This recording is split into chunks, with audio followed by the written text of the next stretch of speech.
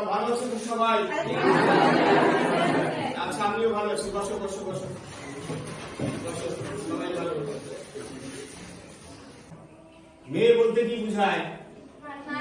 নারী। মেয়ে বলতে বুঝাচ্ছে নারী। তার মানে এই তিনটা জিনিসই কারা ব্যবহার করে? নারীরা ব্যবহার করে থাকে, তাই তো নাকি? আচ্ছা, তাহলে আমরা এই যে নারী, তোমাদের অষ্টম শ্রেণীর বাংলা প্রথম পত্র বইয়ে এই নারী নিয়ে কি কিছু আছে? গল্প বা কবিতা?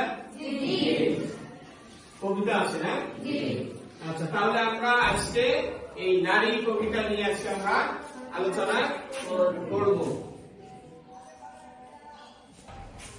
তাহলে আজকে আমাদের আলোচনার বিষয় হচ্ছে নারী।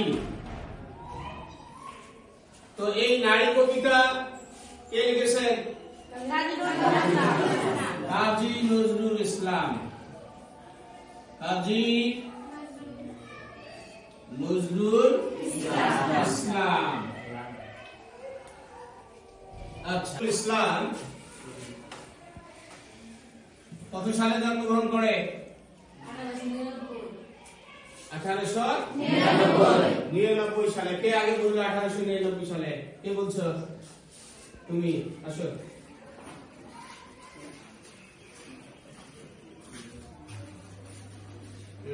এইখানে লেখো।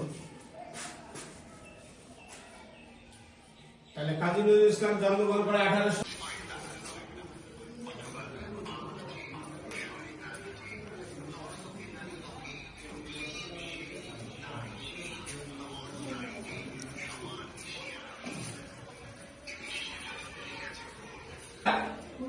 গুরুত্বপূর্ণ, কিন্তু সে অনুযায়ী নারীরা সমাজে তাদের সমান অধিকার বা তাদের যে অধিকারের বিষয়টি সেভাবে ইতিহাসের পাতায় লেখা থাকে না। আচ্ছা, এখন আমরা 104 পৃষ্ঠায় যাব। পৃষ্ঠা নাম্বার কত? 104। তাহলে তোমরা 104 পৃষ্ঠায় যাও।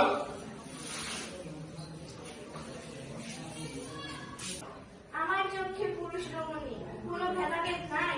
বিশ্বে যা কিছু মহান সৃষ্টি চিরকল্যাণকর, অর্ধেক তার করিয়াছে নারী, অর্ধেক তার নর।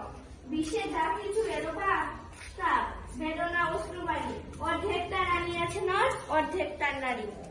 আচ্ছা, তারপর তুমি ডঙ্কা। ডঙ্কা স্মৃতিস্তম্ভ। স্মৃতিস্তম্ভ হচ্ছে যে স্মৃতি রক্ষার্থে তৈরি